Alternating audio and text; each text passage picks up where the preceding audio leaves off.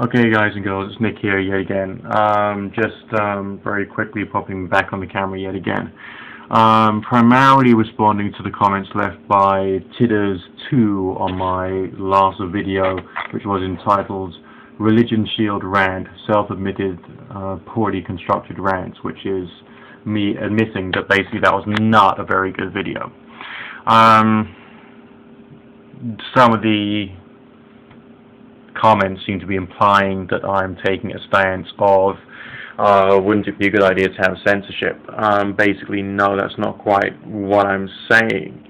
I'm trying to point out the responsibility that needs to be applied when anybody is giving themselves a certain quantity of authority. And the world of religion is the world in which people get authority over other people, often without necessarily having earned it or without deserving it. I am in favor of people trying to come to a better understanding of what they're talking about through the medium of discussion. But what I personally struggle with is when an individual states that this, that, and the other is true, despite the fact that there is no evidence to support it, or indeed if the method of expression makes people accept the model of reality that they're being given as being solid and concrete.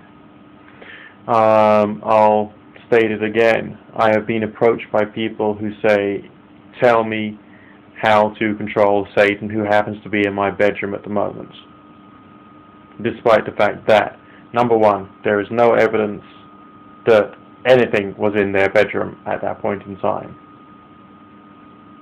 Number two, there was no evidence, proper hard and fast evidence for the actual existence of these beings. But these individuals who are approaching me have been placed in a condition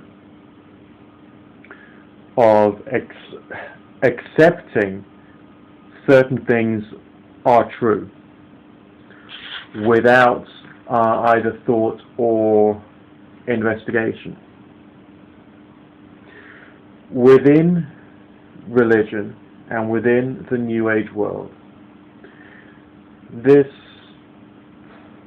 mechanism of controlling people and controlling people's minds so that they do accept things for which there is no evidence is very powerful and very prevalent.